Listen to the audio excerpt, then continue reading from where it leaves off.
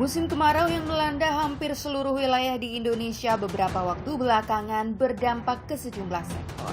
Sektor pertanian menjadi korban paling parah akibat kekeringan berkepanjangan. Kekurangan air akibat musim kemarau membuat sebagian besar sektor pertanian harus menghadapi resiko gagal panen. Harga bahan pokok yang bersumber dari sektor pertanian merangkak naik akibat stok yang menipis. Salah satunya beras. Mengantisipasi kondisi ini, Presiden Joko Widodo pun membuka keran impor. Presiden menilai cadangan beras Bulog belum mencukupi kebutuhan nasional. Stok yang ada di Bulog sekarang ini 1,7 juta ton, kita masih menambah lagi sampai akhir tahun kira-kira 1,5 juta. Kenapa kita tambah 1,5 juta ton cadangan kita? Karena El Nino apapun memberikan pengaruh pada produksi, memberikan pengaruh pada hasil panen yang ada. Meski demikian, impor beras tersebut ternyata tidak serta-merta menjadi solusi terbaik. Karena hingga saat ini, harga beras di sejumlah daerah masih tinggi.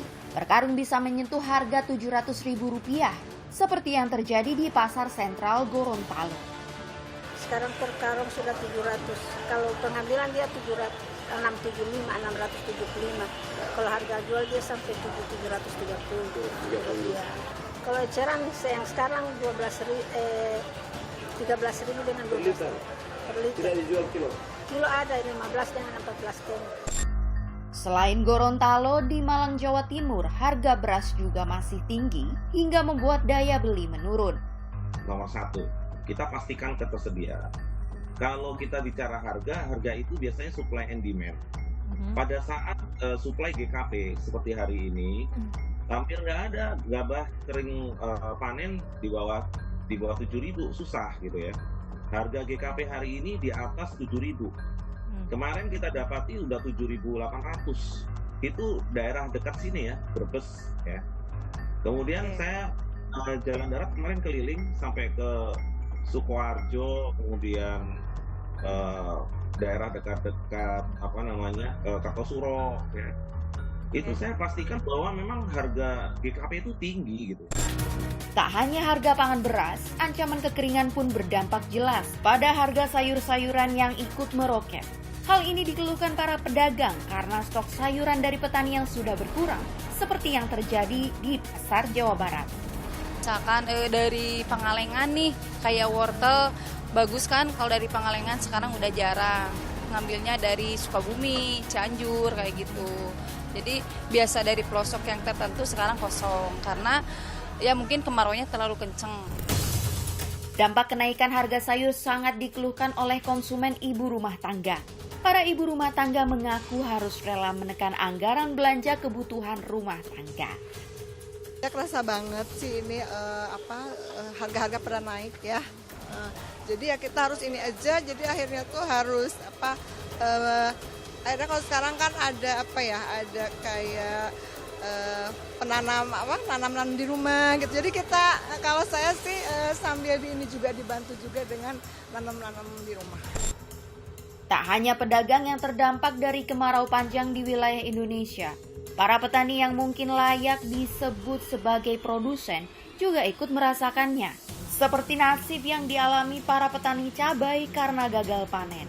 Hal itu disebabkan ribuan bibit cabai yang ditanamnya mengering dan produksinya susut jauh dari target awal. Kami petani cabai dalam kondisi kemarau saat ini yang kami hadapi adalah kegagalan panen ya. Jadi dari produksi yang kami harapkan sekian hanya sekitar 20-25% yang bisa kami dapat dari total yang kami tanam cabai pada saat ini. Karena memang kondisi panas kurang lebih hampir 5 bulan. Jadi itu yang kami hadapi, petani gagal panen. Gagalnya panen akibat kekeringan berimbas pada harga cabai yang meninggi. Hal ini pun memengaruhi harga cabai di sejumlah pasar tradisional.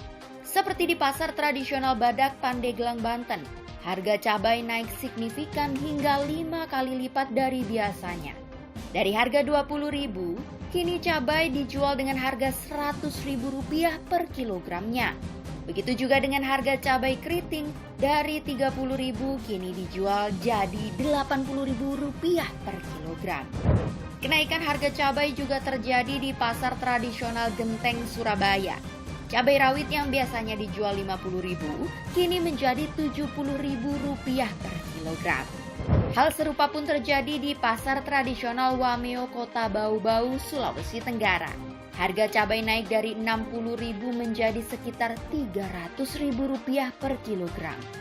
Terkait hal ini, Menteri Pertanian Amran Sulaiman menyiapkan rencana untuk mengatasi meroketnya harga cabai. Solusinya adalah kami sudah sampaikan agar kawasan Rumah Pangan Lestari atau KRPL tanam cabai di pekarangan. Dulu kita pernah lakukan dan bisa menekan harga cabai ke depan. Jadi sekarang kita bagikan bibit gratis pada rumah tangga yang menginginkan. Kerjasama antara kementerian dan lembaga pemerintah untuk menciptakan terobosan mengatasi persoalan masih dinanti. Menjamin ketahanan pangan menjadi tanggung jawab paling besar pemerintah bagi rakyat Indonesia. Ancaman gagal panen tak sekedar memengaruhi para petani. Ancaman gagal panen akan berdampak pada ekonomi nasional secara menyeluruh. Ketahanan pangan adalah kewajiban yang harus dilakukan di antara kesibukan persiapan menghadapi riuh rendah politik menjelang pemilu pada 2024 mendatang.